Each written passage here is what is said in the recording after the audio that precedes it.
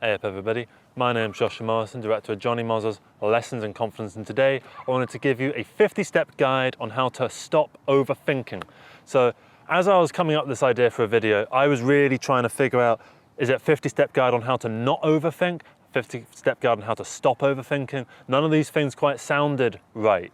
All of them sounded a little bit wrong, right? But that is step one of this, on how to not overthink. You see all the wrong options, you just pick one because one of them will turn out right anyway, because it doesn't really matter. And that is the step one, it doesn't really matter. And that is the one that's going to be the most important going forwards. So step two, now that nothing really matters, what can you do with this new freedom to go around and not worry so much about the world around you?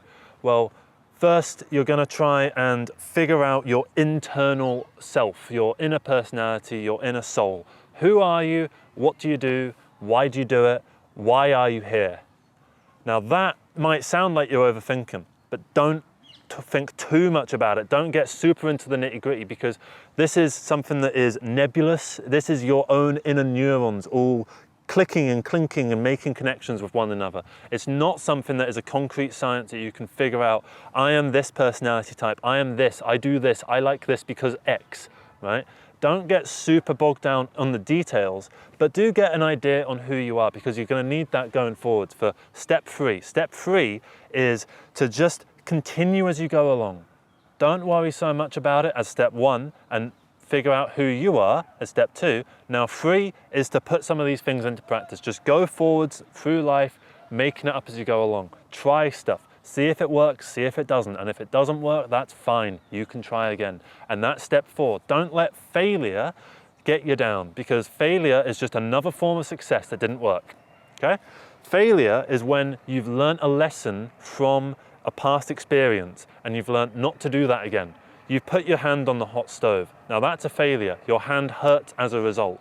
That pain is something that your brain will remember, and going forward, you're not going to put your hand on the hot stove again. This applies to every experience in life, every negative experience in life. You ever go to meet like that one weird friend that you don't normally hang out with at his house, but you've never really done that before, and you get there and you kind of have this weird feeling and you're kind of like not really enjoying yourself, and you're just sort of like this, wanting to get home and trying to figure out how you're going to word that. Well, now you know that you're not going to go to that friend's house again. You know that you're not going to put yourself in that position going forwards. And that leads into step five. Don't put yourself in uncomfortable situations. And if you do, learn from the previous mistake and don't put yourself in those situations again.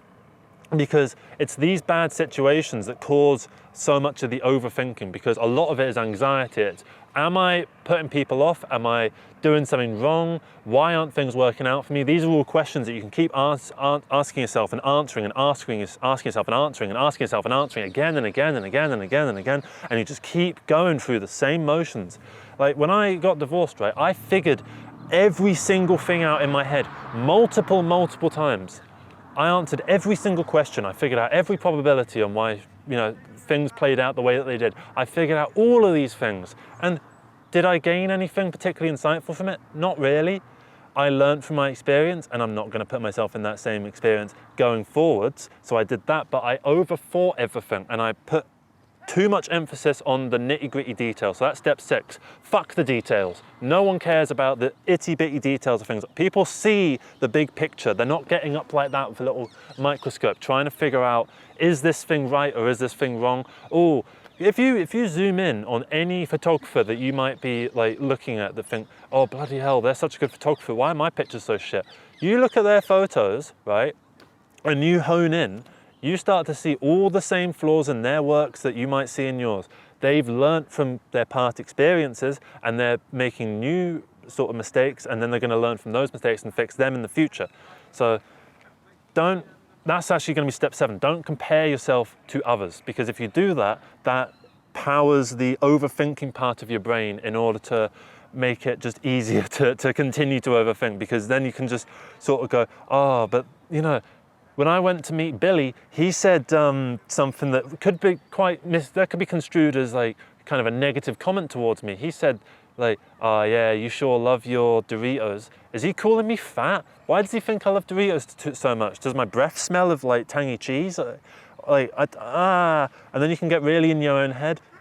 And that's going to be step 8. Don't get in your own head. Your own head can be your own worst enemy if you allow it to. And if you allow yourself to put your own self down, so there is a duality here within you. There is the you that does the action, and there is a you that does the thought. So it's essentially like a yin and a yang of yourself. There's the you that puts action forwards, and there's the you that considers those actions. And those two things need to slam together, and that is the creation of thought and experience going forward in your life, and memory. Because your two sides of the brain are connected, and these aren't the actual two sides of the brain in science. This isn't real science, this is bollocks. So step 8 is if you are wrong, whatever. Okay? Because if you are wrong, that is just another way of finding the right answer. Because now you know it's not this, okay, brilliant, you go forward. If you're playing Where's Wally, or Where's Waldo if you're in America, right? And you first thing you sort of do is you look for the few that kind of have like red stripes, and you kind of go, oh, that one looks like Wally or Waldo. Oh no, that's not him. And then you go over here, it's like, oh, that one kind of looks like, oh no, that's not him. Oh, that's not him either. So now straight away, 3 things that you've gotten wrong, but now that's 3 more chances that you're not going to make that same mistake again, because now you're kind of cottoning on to what Wally actually looks like, and the tricks of the game is that the book is kind of playing on you to make you focus your eyes on certain things that are Wally or Waldo-esque, right? So you learn from being wrong much more than you learn from being right. If you learn how to be right, if you learn from being right, you're only learning one thing. If you're learning from being wrong, you're learning the other 99 things, okay? If it was percentage-wise, you're learning 1% from being right, you're learning 99% from being wrong. Step 9 is just make it up as you go along. Just make it up. Don't worry so much about the future and everything like that. Live in the present and use your past as a learning experience, as your education, and use your future as an aspiration to get towards. But outside of those two things, don't get into the nitty-gritty of it. Don't worry so much. Don't worry about the specifics of your past. Don't get hung up on particular interactions that you feel anxious about, that cause you anxiety when you're like lying in bed at 3 in the morning and they're keeping you up at night. The other person has completely forgotten about it. They don't care, right? There's tons of times where I notice something that would stick with other people in the same way that it sticks with me. So I see someone else do something that's mildly embarrassing, right? And in my head, I kind of think, they're probably going to sit up late at night worrying about that. But if I point that out to them, that's not going to make them feel better. That's going to make them feel worse. So I won't say anything. So you see it in other people, right? And when you see it in other people, it really helps to get it within yourself. So this is step 11. Learn from observing, not from studying. Observing the world is so much more useful because from an evolutionary point of view, we are a species that is designed to take in our surroundings and learn from them. Someone who grew up in the countryside is going to have a different fundamental learning process than someone who grew up in the city, because they have such different surroundings and they learn in such different ways. Someone who grew up on a farm in Kentucky is going to grow up very different to someone who grew up like in Harlem, right? I don't know why I'm using America as for this example, but that's step 11, is go along with the flow of things, because and have confidence in yourself to take yourself down the right direction. Because even if you take yourself down the wrong direction, going back to whatever step it was before, you are still making something of progress within your life. You're still making progress going forwards. And if you make your own flow and you go along with it and you see where that takes you, you are going to find yourself in new situations and new circumstances that will become new learning experiences going forwards. And that kind of takes me into step 13, I think it is. Don't worry about the numbers. Step 14 is, I don't know how your head works, right? But there are 2 forms of thought. There are the people that think in sentences, and there are the people that just sort of think without like saying words in their head. So for me, it's hard to understand that because I am very much I'm thinking sort of 1 sentence ahead. So whatever I'm saying now is something I've kind of just thought of. And then I'm thinking, okay, I'm going to say this and then I'm going to kind of rattle on this joke and make it a bit of a joke that I'm sort of saying the same thing and I'm thinking what I'm saying. Other people don't do that, and they think in a more nebulous, almost cloud of non-metaphor, where they don't see or feel it, but they think the words and then they just say them, but they don't think the exact words. They just know what the sentence is going to be. The way I see it is my subconscious thinks the thought, and then my conscious reads from the subconscious, locks it in. Is that your final answer? Do you want to say that? Yes. Okay, brilliant. So I see the conscious as being like a stamp approval like thing for the subconscious. So the subconscious puts forward an idea, the conscious approves it, and it goes out to the world. That's kind of how I see it. I also, when I have gotten into my own head in the past, like really gotten overthinking about stuff, I've started to see it almost like a courtroom of different voices, which are all making different points. Because if you're unsure on how to go forwards, and every path forward seems like it has its own pros and cons, and you've got a big dilemma ahead of you, then using the courtroom, for me at least, is a way of sort of dealing with it. But at the same time, it is overthinking stuff, because you're getting so in your own head about different things that you have literally created a scene. And I bet I'm not alone in creating these vivid representations of our inner thought process in order to better understand it. You know, like I only really fall into the courtroom thing when I've got so much to think about with one really specific dilemma. Do I take this job? Do I not take this job and take this other job? Do I do this? Do I go on this holiday? Stuff like that, you know, where you've got big decision and, you know, it's got repercussions to it. Do you do it? Do you not do it? Do you do it in a different way? Or do you call someone else up to help you do it, or whatever, you know? And all of these get represented by different members of the court, all kind of talking and making their case. And then the judge is kind of there as well as part of it. And sometimes he even starts bloody getting into it. And they all have slightly different voices as well, which are all reflective of different parts of the personality. So I think step 15 is embrace your own thought process, but don't let it dictate you, because the way that you think is unique to you. You might not have the courtroom thing like I do. You might have a different mode of thinking. You might think in some other way that I can't really perceive. And embrace that, because it's a part of you. And if you embrace it, then you will allow yourself to feel more confident, because you are comfortable with the way that you think and feel.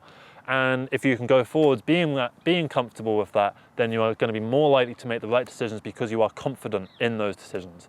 So, yeah, embrace it, but don't let it be your overlord, okay? So sometimes you can sort of feel dictated by your own brain, particularly if like you're getting stuck in a routine and it's like, I do this and I got to do this and I got to do this and I got to do that, right? And it feels like you're just like living life paint by numbers. It can be hard to sort of get through that, and it can feel difficult to actually understand what you're meant to do. Basically just think, but don't overthink. And if you come to a blank, then it's okay for now. And that's going to be step 16, is don't worry so much, because there's always a way around, okay? Life as a way of coming up with new answers to things that can take the stress off, that can alleviate pressure. Life has a funny way of working out. And if you can just understand that and not worry so much about what can go wrong, then less things will go wrong as a result, because you will have that confidence to just move forward with life and make these decisions without getting so in your head about them, which will mean that things just end up working out better for you. So trust the process of nature and life and the code that causes physics and everything around us, that causes the planes to fly and the birds to sing and everything that is out there. Be one with it. And that's probably step 17, is just to be one with the rest of your world, and not to see yourself as something that's outside of the world, like you're looking down at the rest of the world, perceiving it. Because I've kind of, when I was sort of 17, 18, 19, particularly when I was a teenager, I kind of thought of myself, it's not that I didn't know that I was human like everyone else, but I kind of felt like I was unique because I can only see from my perspective. No one else can see from my perspective, so in that way it is unique. But at the same time, I am one with the rest of nature, and I don't mean that in a hippy-dippy way. I mean that as in, I am part of this same species that is all around us, this human race. I am part of that race, running alongside everybody else. I'm not the referee, I'm not in the audience. I'm part of the race, and so are you. So if you can embrace that and just be cool with it and not worry so much about it, then it will be a lot easier to not get in your own head so much about stuff. Which kind of leads me on to step 18, which is keep yourself busy. Ever since I started working on this film, Jonny Mozza's Lessons in Confidence, I've had less time on my hands to proliferate around things and to pontificate is the word I meant, not proliferate. Yeah, I don't have as much time to just sit and think about the nature of the human race and the world and my place within it. So I don't worry so much about these things anymore because these aren't questions that need answers necessarily. It's great that philosophers are trying to find these answers, but whatever answers they find are going to be subjective at the end of the day because it's not a physics-driven thing. It's not like there is a right answer and a wrong answer to the nature of utilitarianism. There can only be what is best for us, and I mean that in an overall holistic way rather than a hedonist or stoic kind of way where you're trying to chase a singular pleasure via different avenues. I mean in terms of we can only find what makes us happy and try and get as much of that as we can and try and maximize that pleasure through various ways, whether that be in a hedonistic way where we just try and like chase immediate short-term pleasure, or whether it's going to be more stoic kind of stuff where we try and carry on going into the future. You all right? How you doing? Just doing 50 steps on how to not overthink. On how to not overthink stuff. Yeah, if you want. I'm not on TikTok, I'm on like YouTube and that. What's your YouTube? It's Jonny Mozza. So if you search Jonny Mozza up, it'll probably come up. So, hey up, these are some people that have come over. So in terms of going along with the flow and overthinking stuff, do you ever find yourself overthinking in life? Yeah, I find myself overthinking sometimes. Same. Yeah. Sometimes with like exams. Yeah. Yeah. Is it like you get worried in your own kind of head about Suicidal. stuff? Yeah. Yeah, some people think about like suicide too much, which could be bad. Yeah, my friend over there, Alessandro, he can really go into depth with that type of stuff. Is it recording? Yeah, it's Why is recording. it recording me? Oh, because you got in the shot. No. Alessandro, stop that. See, he's overthinking stuff. Oh, he's stressing. He's just gonna stare into it. Yeah, he's going to stare into the camera. Yeah. Oh no. Sorry. Hey up, we're back. Hello, guys. Hello. Hey up, everybody. So yeah, we're on step 19 of overthinking. If you wanted to if someone was overthinking and you were like, hey, stop overthinking, particularly maybe to your friend or whatever, how would you tell them to not overthink anymore? Oh, don't overthink. Yeah. I tell them to like, maybe How many try. points do you have? About 1,000. Ooh. Some things are just out of your control. Yeah. So you shouldn't think about it when you can't do anything about it. Mm. Yeah. If something's happened, don't worry about it. If something's gonna happen, think about now. Don't think about then. When it happens, it happens. So in that sort of lead up to say you've got that thing that you need to do, say it's an exam, that's something that you've got to action, you've got to study for it to make sure because you want to pass the exam, right? Because if you don't, that causes negative implications going on in life. So it is only natural to be anxious about it and to worry about it, but what can you do? All you can do is action things. All you can do is study and not worry so much about it and have faith in yourself that you are going to pass this exam because you're fucking sick and you will pass those exams, because you've got that confidence in yourself. That's all you can really do. And if you have that confidence in yourselves, you will just continue through life and do pretty well by yourselves. Yeah, I agree, to be fair. So in terms Can I of... say something, a little quote? Sorry? Can I say a little quote? Yeah, go for it. So actually, my friend here's gonna say it. What? I don't know what to say. I was trying to get me demonetized. If you don't win, they'll shoot Have you got any words that you want to say to the camera in terms of overthinking and being Fuck confident? yes, live life. Live life. I think that's a really good way of putting it. As he said, live life, bro. Live life. It's like you are having a bit of a unique experience because you've gone out to do this in particular. What's your YouTube called? It's called Jonny Mozza. Jonny Mozza. Jonny Mozza. Jonny Mozza. Jonny. I don't know if you're still searching. I'm just going to give him step 30 in the meanwhile. Yeah. So it's Jonny Jonny space Mozza. So Mozza. And step 30 is just kind of go with the flow, see where it takes you. I've not done it in this type of interview with the lav mics to people in this sort of TikTok way before. Oh God, that's a shit post. That's for part of the film. Don't listen to those songs, they're god awful. You found me. How many followers? It's 800 at the moment. Followers, Who's got followers? What are you on about? subscribers, bro. It's on, I need to start TikTok at some point, but I can't be doing with it all. Start TikTok now and you'll get more followers than YouTube. No, definitely. No, I agree with that. Alright, bye. Man, you have a good day, yeah? Take care. So that step 30 is just go with the flow. Everything will be all right. Things will be fine. And, you know, like this just now, people come over, they've joined in the video.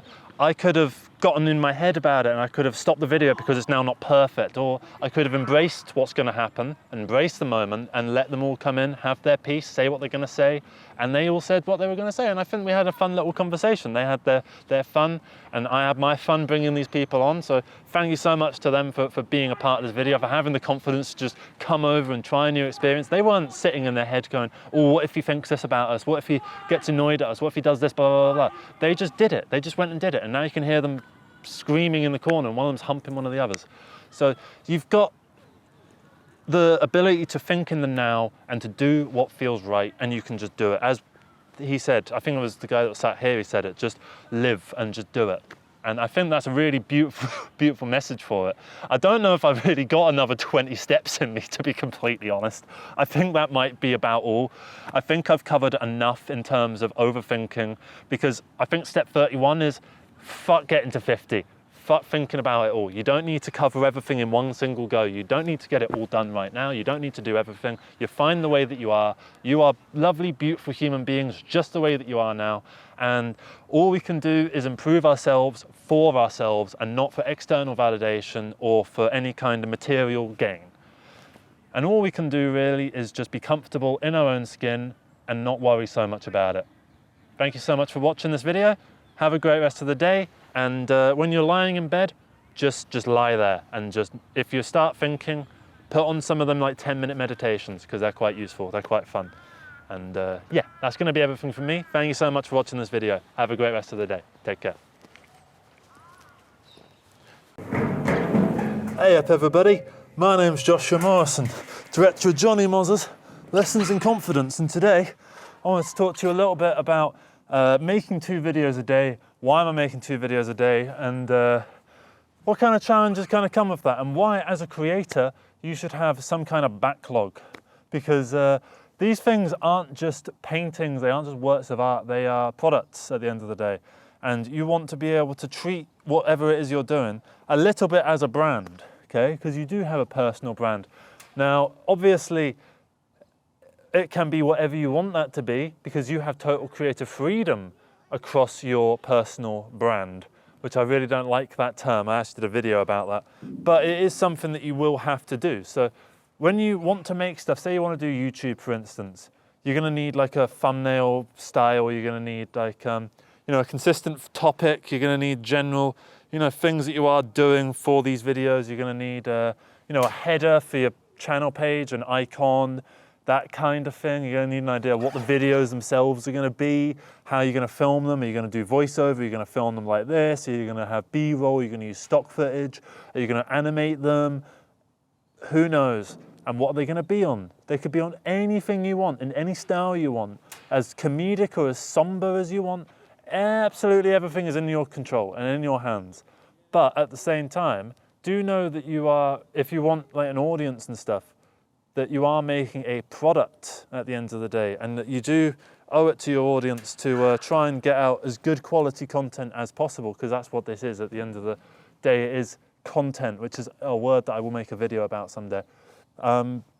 So say you want to make videos, right? What I found works is making a lot of them. I don't know why. I don't know why that works. I personally would never subscribe to a channel that uploaded 2 videos a day. But if for some reason it works, I wouldn't subscribe to a channel that uploaded this regularly, because it would overwhelm my feed. But apparently not everyone thinks like me. And that's an important lesson, is that not everyone thinks like you do. And people think differently. And that's cool. And just try and adjust things to them. You know, I don't particularly like the pretentious sort of titles. I did one on childhood and it was called some bullshit like, it's never coming back, but the memories will last forever, which actually I did right over here. I did it literally, if I turn it around, I did it on that little thing there. So yeah, you've kind of got this end goal. Sorry about the hole in my trousers. Yeah, that was a pain in the ass as well. So yeah, in terms of doing 2 videos a day, it can be a challenge to try and fit my entire life around that, particularly making the film as well. So this channel has actually become #1 priority for me at the moment. But that's not to say that it will remain that forever. As I get more comfortable doing these, they can just become the easy thing that I knock out quickly. And I'm gonna move a bit further away so it's not echoing.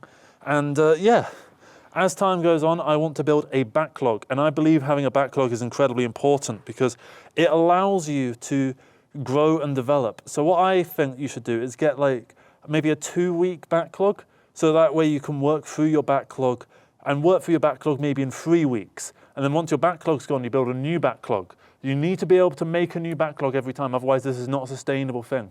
Because you don't want your backlog to last too long. You don't want to have a backlog that lasts like 3 years, because then you're uploading 3-year-old content, which is going to be completely outdated by the time you actually make it, which means by its nature, it's not going to get the same watch hours or clicks as your stuff that you make at that moment 3 years on. So in terms of having a backlog, it is very important to just make as much stuff as you can and see what happens, because not everything's going to be fucking great. Not every video is going to be perfect. I've got videos on this channel now that I think are better than others, and I've got some that I think are the best ones, and I've got some that I think are the worst ones, and not everyone will agree with my assessment of it. Some people probably think other videos are the best ones, and they might see the one that I think is the best and go, oh, that one was kind of crap actually.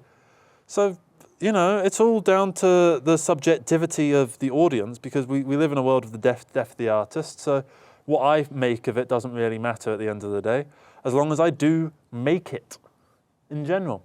So yeah, that's kind of it, to be honest. In terms of making these videos, I'm trying to generally make a lot of them because people watch them, and I like making them. I like rambling to the camera. And if people like listening to that, then we've got a little connection point there. That's us Ouroboros. It's self-feeding. So it works out in its favour. And I am just talking pure shit in this video. I do recognise that, but you know what? Does it matter? It's just the internet. It's just YouTube. It's not like this is going to the Cannes Film Festival or something. It's not a big deal.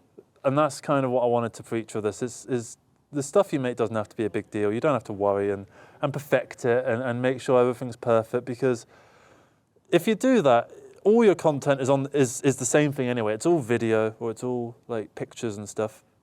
So it doesn't really matter at the end of the day. It's all video, it's all pictures, and it's all audio. All that matters is how much effort you want to put into it. Do you want to spend 5 years working on a minute-long video? Do you want to spend 5 minutes working on an hour-long video? What do you want to do? How do you want to do it? That's kind of important, But at the same time, people will sit and watch like a live stream for like 8 hours a day, and that takes 8 hours to make. But they might not sit down and watch your half-hour passion project that took you 3 years to make. So it's priorities at the end of the day. What do you want to do? How do you want to do it? And how creatively fulfilled can you potentially be, really? So, yeah, sorry about the rambly one. Doesn't make much sense, I know, but fuck it. I hope you got something out of it. All right, I'm gonna try and get. I was gonna try and climb back up there, but that is not happening. See you later. Hey up everybody, my name's Joshua Morrison, director of Jonny Mozza's Lessons in Confidence, and today I wanted to talk to you a little bit about the idea of total euphoria. Being in a euphoric state, what's it like, how do you achieve one, and why does life sometimes just have this way of just working out? Because sometimes you can be in the really deepest, darkest, miserable pits of your existence, and it can feel like it's never going to end, and it can feel like the world is constantly against you. And then other times it just feels like everything is just going to work itself out. So what's going on there? That's something to do with the human nature, the emotions that we all go through, the cycles, the ebbs and flows of life and all that sort of shit. So I shouldn't be swearing this early in the video. So what you do is, if you want to get into a euphoric state, you need to first get out. Get out and just do shit that is, oh fuck, stop swearing. So you're meant to get out of your house, get out and do stuff, meet new people, find new experiences, that kind of thing. Because look, you've been told time and time again, you've only got one life, live it to the max. You're probably bored of hearing about that, but it's true. People say it for a reason. I get bored of hearing it as well, but I'll tell you what, you need to do it, because honestly, even though while you're in those first moments, say if you're like, all right, to give you an idea, right? This time last year, I was the total opposite of this. I was the total opposite euphoric. I was dephoric, right? And I had this one friend who kept inviting me out, and I just wanted to stay in and just be miserable all fucking day.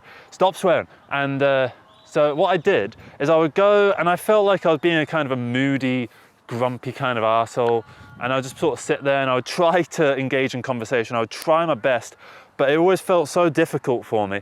And whenever I'd get home, I would kind of breathe this sigh of relief, like, oh, finally back in the comfort zone. I can just be miserable again. And yeah, that kind of carried on and on. And part of me felt like I want to stop doing this, but part of me also felt like that's a bad idea. That's the bad path, because what opportunities do I have if it's just me on my own? I don't have any. As a human race, we have many opportunities, because all the connections that we can make here, all these wonderful people in the background that you probably can't see because of the angle. But yeah, I'm having to do this in public because I got kicked out of the last place that I was trying to film. So anyway, that was fair enough anyway. I shouldn't really have been there. So what I'm trying to get at is, if you're in a euphoric state, it's because you've done something. You've earned this state. You don't just, like, if you've won the lottery, sure, you just put the lottery ticket on, but you still put the lottery ticket on, you still did something for it. You have to action in order to, and it doesn't matter what the action is. It's different for everybody. Everybody's action is going to be a little bit different, because everybody's life is a little bit different. Maybe you're not like doing the film and the music and stuff. Maybe you're writing a book, or maybe you're trying to get a job in retail, or maybe you're trying to get a job in finance, or whatever, you know? We all have different paths in life, and we are all going in our own directions, and we are all trying to learn ourselves inside and out. And I think for getting and achieving the euphoric state, it's learning the out, which is incredibly important, because it's hard to have a euphoric state on your own. Completely on your own, it's not generally going to happen. What tends to happen if you're on your own is, you know, you introspect, you think about the day, you know, you reminisce, you kind of, you know, you can have positive experiences on your own. And, you know, I enjoy my own company. I can be a bit of an introvert, as much as these videos might lead you to believe the opposite. But it's that kind of push through life that kind of gives you this ability to feel on a higher plane, if that makes any sense whatsoever. So when I was going out last year and I didn't really enjoy it and I wasn't feeling it, the reason I kept doing it was because I was thinking about the future. I was thinking about what happens when I get out of this depressive state that I'm in. Once I go up to here, when at the moment I was down there. When I get up to there and I'm still hanging out with these people, what's going to happen there? Because that's a whole connection there, and then there's connections within the connection. You make friends, and then you make friends with their friends, and so on and so on and so on. You know, you're connecting the spider's web of society, you know, a little bit. You become friends with it, because everyone has their first ever friend, right? Well, like the first friend that you ever had then led you to make a couple other friends, and then they made you lead to get a couple more friends, and then you probably met another friend, you know, in some completely different context, and then, you know, you start making a new little web of friends on this side and then this side, and then, you know, they occasionally overlap from time to time, and, you know, sometimes one web will fade and another one will come into the forefront, so on and so forth, because that's the nature of communication between people and human beings, is we go from one person to the next, and building this almost collection of connections. Collection of connections, I like that. So you kind of see the euphoric state. So in terms of achieving this euphoric state, what you basically do is just remember this phrase: everything will be all right, and if it's not all right, it's not the end. okay? They stole that from The Exorcist. Mark Kermode was also one of his favourite sayings, and that's where I heard it from listening to the Mark Kermode reviews. And it's just such a fun saying because it really makes you feel good in those times where it's not the end. When you are super down low, when everything feels like it's going wrong, when it feels like life is just punching down on you constantly, and you think, God, can you just leave me the fuck alone? You know? And then eventually you kind of like, you get up, oh, and you kind of stagger around a bit. And this is you kind of getting used to, like, you're probably a bit neutral at this point. You're not great, but you kind of remember how not great you just were. And it feels okay compared to that. You're fine, you're all right, you're whatever, you know? And as time goes on and you keep pushing and better things keep happening and you push yourself and try new things and try new experiences, you will get that euphoric state. For me, what seemed to work was starting this YouTube channel, doing the Jonny Mozza film, going out and meeting fucking like dozens and dozens of amazingly talented and beautiful, fucking really interesting people, having such amazing conversations with everybody, and then, you know, just going around and just being able to be my true self, the true me, not like a version of myself that I thought other people would want. The second I just started being myself rather than being Joshua Morrison, the person, the individual, that changed everything. That changed every single facet of my life for the better in every perceivable way. And I know this isn't going to last forever, this euphoric state. It's going to decline at some point. I'm going to go back down to the depressive state. But when that does happen, I can at least know what to do, what to action. And I think that's the important thing, because every time you go through a hardship, you learn the lesson of that hardship. You know, you say you fail an exam. Next time you're probably not going to fail the exam. Or you know, you learn a lesson in life. You know, if you're going to work and you try and make connections with your co-workers, and the first few times you're in the first few jobs, you're not doing a particularly good job at it. You're not doing a great job at socializing because you're quite an introverted, maybe like autistic fucking person like me. And as you do it more and more and more and more, you get familiar with what's going on, the general idea, the connections and social, blah, blah, blah, blah. And you figure out how to become better. And as you do more and more and more of it, you will get better at it. And by the time you're on your 10th job, you're just like making really nice connections with people, and you're meeting them outside of work, and you know, you're not dreading the idea of walking with them back to the bus station, so you don't just run and leave before everyone else does, just as soon as you possibly can so you can avoid everyone. Now you're actually enjoying people's company, even if you're an introvert, because I'm a fucking introvert. Well, at least I feel like I am one, but that's the difference between, I don't know, actioning something and planning something, because I've stopped planning everything. If I plan something now, it's not going to happen. But if you just do it, like, then there's nothing to worry about. There's really nothing to worry about. And I'm very sorry that this video is a bit all over the place and that I'm very euphoric right now. But I don't know. I wanted to snapshot this moment, this exact moment in time, because I think I feel the best I have ever felt in my fucking life. This channel is a big part of it, but it's not all of it. But it's a massive part of it. And honestly, thank you all so much for all your comments, your likes, and your emails and stuff like that. It means the fucking world to me. I know I don't respond to everything. I want to, but I just don't have the time. But I would I would love nothing more than to actually respond to every single comment with a proper, deep, personalized thing. But I just don't have the time. And I'm very sorry about that. But I do read everything. And a lot of it really, really makes me quite emotional, actually. Some of them, like, that tell me their little story and how they've been inspired by these videos, they fucking make me tear up. And I'm not a teary, like, emotional crybaby type person, but Jesus Christ. It is actually really hard to see them and just sort of go, fuck me. I'm doing something. I don't know what it is. I don't really know what the appeal of this is, but there is something there. Whatever it is, and I think it is just that. Be yourself. Every time I've ever tried to be something other than myself, it has failed. But this time, just chucked something out, you know, chucked the ball of, you know, self-identity out into the field. And it turns out, you know, it was like in a game of rounders, but everyone was floundering, like the catchers, the fielders were trying to grab it, and then they kept fumbling the ball, and then they threw it the other way, and so on and so forth. Hey, there's a dog. That's dog of the day, that one. With the red collar as well, you might actually be able to see him in the background. Hello. So, what the fuck was I talking about? Oh yeah. So Euphoria. I hope I've managed to give an idea of what euphoria is. Now let's try and figure out how you achieve this euphoric state. I've covered a little bit of it in terms of get out your comfort zone, try new things. You need to go through negative experiences in order to achieve positive experiences, because part of what euphoria is the comparison. Say if you are like standing at the edge of a cliff that goes all the way down like that, right?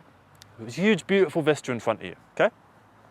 You're like a kilometer above sea level, right? You can see so much. You can see so much beauty out there, right? Now compare that to, imagine you are at 1 kilometer altitude, but it's just like that's what the land is, and it's a flat plain at 1 kilometer above sea level. And you're looking around, you can't see nearly as much, but you are at the same height. You are at the same point on this graph of euphoria and altitude, right? So what I'm trying to get at is it's the point of comparison that makes it so much more interesting. If you never have a negative experience, how can you have the best experience ever? This is kind of why, at least this is a bollocks, probably very privileged point of view to say this, but this is why whenever I see like a documentary from like, you know, some village in Africa, the kids always, and the people, they always seem so happy because they have extreme negative things going on in their life, from the abject poverty and all the, you know, maybe horrors of the civil war, whatever is going on in that particular country. You know, I don't think I would survive because I'm used to much nicer, more privileged things. So I don't have that point of comparison to do that, but they do. So they are so much happier despite having less happy lives because of the bad times. The bad times allow the good times to feel that much more good because they feel earned rather than just this is what happens. Look at the amount of depressed billionaires and like millionaires and stuff. There's loads of rich people that are depressed, and like I'm not sympathizing with them in any fucking way, by the way. Don't give a shit. Donate your money to charity or some shit if you're that bloody depressed, because obviously the money's not doing you anything. You know, ooh, money doesn't buy you happiness, but I'm going to keep it all anyway, just in case. Like, anyway, what was I talking about? Oh yeah, euphoria. So basically, what I'm trying to say is you need to go through the bad in order to get to the good, because otherwise it's all just going to be ambivalence, and that'd be okay. It would get boring, you know. That's why I don't want to go to heaven, because imagine that it's just that all the time for infinity. I don't want to go to hell either, because then it's just that for infinity. But I don't know, maybe like get a floor pass to both. Yeah, right. I can't think of much else to say, and I feel like this video has been completely incoherent, but I hope you've managed to get something out of it, and from the fact that this is a real portrayal of what being euphoric, or I don't even know if it is euphoria. I'm just fucking happy, all right? I'm just happy. That's it. Maybe euphoria is the wrong word. Maybe euphoria is like some medical fucking term that I shouldn't be using because I'm, you know, misinformed and that kind of thing. But I don't care. I just wanted to get across the idea that if you just get out and you do stuff and you try things, like the thing that made me so euphoric was like, it was a day that I went out and I didn't really want to go on it. I didn't want to go out that day. I kind of was just like, oh God, okay. Right, well, let's just do it, let's just do it. You know, I kind of wanted to stay in and just edit some of these fucking videos, and I'm very glad I didn't do that. Also, this is why some of the videos have been a little bit all over the place as of late. However, I'm coming back. I'm coming back to the, because they used to be a bit more like, ooh, here is the point, this is the point I am making the point. Now they're just, I don't know what they are. But I like it. I like them a lot, and I hope that you manage to get something out of them, which is just try random shit, see what happens. Go out your comfort zone, do stuff that's cool, do stuff that maybe you don't even want to do at first, and then you get accustomed to it, and then you find yourself really liking it. You know, every dream that you have, if you achieve that dream, you're going to get sick of it at a certain point. That's the kind of the thing, because imagine you want to be a rock star, right? And then you become a rock star. Okay, think of all the, it's not all just like down on the stage and like groupies or whatever like is appealing about rock stars to you. It's, you know, the waiting at the airports, it's the sitting in the back rooms, it's the tuning your fucking guitar and having to learn the song that you wrote 15 years ago, which you are so goddamn sick of And you've got to play it for the 100th time because they want to hear it. They want to hear that song. They don't care about the fucking new stuff you're writing. They're not interested. They want to hear that one song, you know, and that really gets you down. You know, these kind of things, you know, hardships will always be there no matter where you are in life. There is no escaping hardship. There is no escaping pain. There is no anything like that. All you can do is get through it and you come out on the other side on top. And yeah, that's going to be everything from me. Thank you so much for watching this. I'm going to do like a walking into the distance thing. But I'm going to keep having to look back because my camera is just sat on my coat. It's actually quite fucking cold. Right. Bye. Right. Coming back now. Please don't be windy. Hey up everybody, my name's Joshua Morrison, director of Jonny Mozza's Lessons in Confidence, and today I wanted to talk to you a little bit about lighting. You might have noticed that this shot is a little bit grainy. That's because the ISO is set to 16,000. It looks brilliant, doesn't it? I know, it does look really good. However, I think part of why the ISO is sort of something that people say like that's a last resort, you know, in terms of turning things up, you know, you don't really want to get that. There's two elements to it. Do you want the consistency of having a single consistent look throughout the film? Or is it just necessarily the professionalism of having, you can go past if you want. Or is it the consistency, or is it the, have a good day, or is it the professionalism? I kind of disagree with the idea of showing professionalism in a film because a film is meant to be like an artistic expression really, and art and professionalism don't really go hand in hand. I mean, what would be professional art? It'd be like corporate advertising, wouldn't it? Like, because that is technically a form of art, but it's not one I think any of us would call particularly challenging art. It's not anything that, imagine you talk to someone and you ask them what their favorite film was or their favorite bit of art, and they said like, oh, the My Money supermarket adverts. It just wouldn't work. It would be really weird. You'd probably look at that person like, are you actually human or are you something else? Something in between. And yeah, in terms of the low light, I am not super worried about shooting things in low light. One, because this camera is kind of all right, but two, as long as you can make things out, as long as everything is visible, what's on the screen is more important than what the screen looks like. Would you rather watch the best film ever on an iPad, or do you rather watch Transformers 5, The Last Night, all 154 minutes of it on IMAX? I know what I'd rather. I'd rather watch the good film on a tiny little thing. I watched Buried on an iPad. It's a film about a guy that's stuck in, Ryan Reynolds is stuck in a coffin for the whole film. And I watched it on an iPad in bed. So it was perfect. That was a perfect way to watch that film. If I watched it in the cinema, I would not have had the same experience. And I really loved that film as a result. So I think getting onto the low light thing in general, I think people can often get a bit too worried about how things look. And the reason for that is because now there is the expectation, or possibly there always was the expectation, from the general world that things need to look a certain way. They need to look like this or they need to look like that. But generally they need to look slick and polished, and like the everyday slub Joe can't do it. And I want to challenge that. I want people to go out and make stuff that looks terrible, because look at the lo-fi genre, for instance. I keep using the lo-fi genre as a thing, but it is important because people that like lo-fi musicians in the 90s and the early 2000s going through to today challenged the status quo and did something completely on their own, from their own bedrooms essentially, and managed to make something really beautiful out of it. And you know, out of all the lo-fi music out there, some of which I probably find very uninteresting, there's some amazing songs, you know, like So I Guess We Can't Hang Out Anymore by the OCS. That's an amazing song. And it sounds awful. It sounds terrible. It's such a bad sounding song. So you've got, I don't think the look of something matters nearly as much as people think. I really don't. And I bet people who clicked on this were sort of wanting, you know, some idea of like, you know, how to make ISO like not as big a problem, or how to make the graininess not look so apparent, or maybe like some degrain effect that you can add, which I know you can do, but you got to pay like 300 quid for this software, and I'm not paying that. especially because it's all AI enhanced stuff now, and it's like, I'm not dealing with all that. Like, yeah, I feel like maybe people wanted that out of this video, and I'm not giving that to you. What I'm giving instead is just accept how your film looks. Accept that your film looks like crap, and that's fine.